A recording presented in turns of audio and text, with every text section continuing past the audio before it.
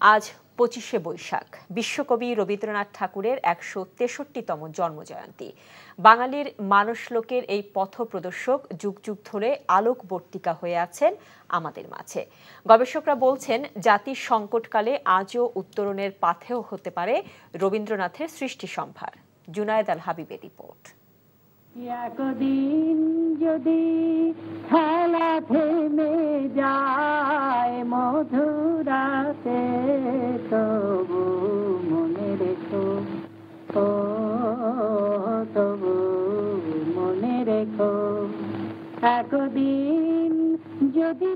সাহিত্যের অনবদ্য আলো নিয়ে বাংলা সাহিত্য ভুবনকে আলোকিত করে তুলেছিলেন এক ধ্রুবতারা রবীন্দ্রনাথ।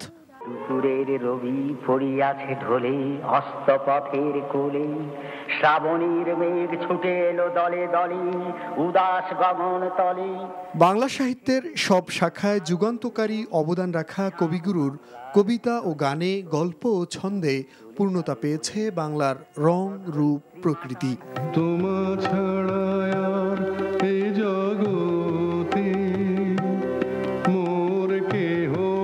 রবি ঠাকুরের গল্প, কবিতা, উপন্যাস, প্রবন্ধ, নাটক সবকিছুই মানব জীবনের দর্শন, মানবতার জয়গানে সমৃদ্ধ।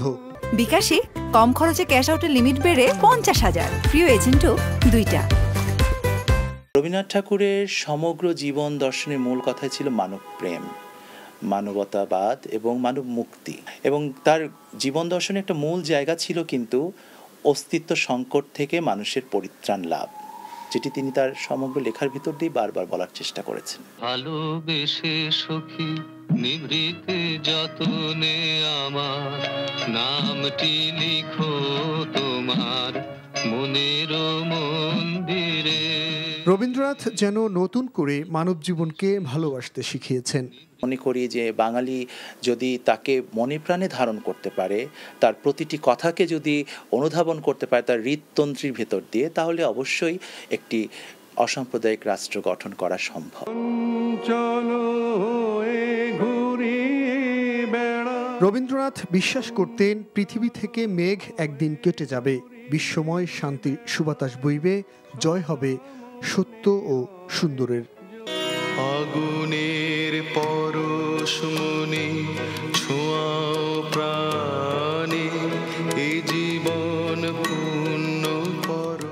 জুনায়েদ আল হাবিব, এনটিভি নিউজ, ঢাকা। বিকাশে কম খরচে ক্যাশ আউটের লিমিট বেড়ে 50,000, প্রিয় এজেন্টও 2টা।